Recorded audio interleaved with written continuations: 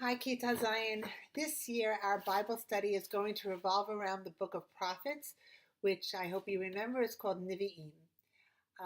If you recall, our Bible is called the Tanakh. Tanakh is an acronym. Each letter stands for a different part of the Bible. The Taf stands for Torah, the Nun stands for Niveeyim, and the Chaf Sofit stands for Ketuvim, which is writing.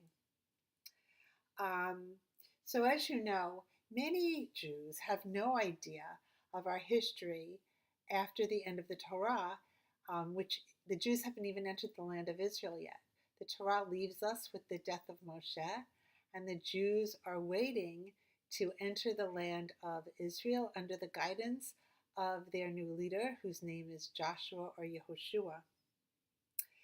So, our history continues from the Torah into the book of prophets or Niveeyim.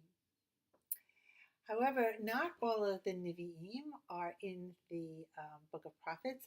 Actually, the Torah contains some prophets, especially, I'm sure you know, the man who is known as the greatest prophet who ever lived or who will ever live, and that was Moshe.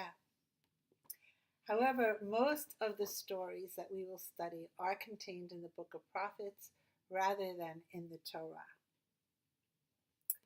So I'm going to begin our study of Niveeyim by identifying the characteristics that are used to determine if someone is in fact a Navi, a male prophet, or Naviah, a female prophet.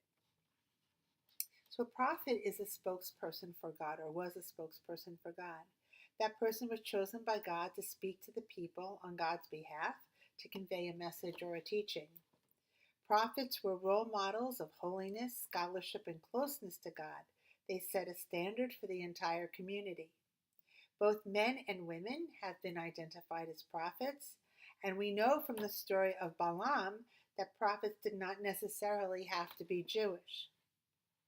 According to Abraham Joshua Heschel, one of the greatest 20th century Jewish philosophers, the prophet played an additional role to being a spokesperson for God.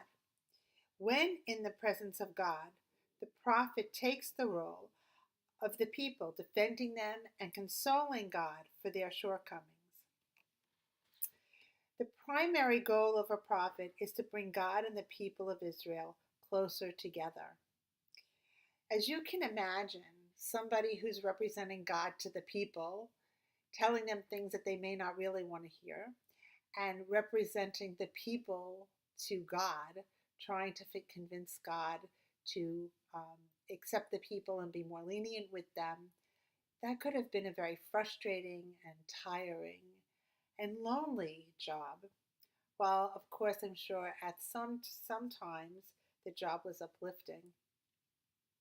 So I want you to come to class next week ready to tell me why you think the job of a prophet could have been frustrating and isolating, really. Why do you think that the prophet would be isolated from the people?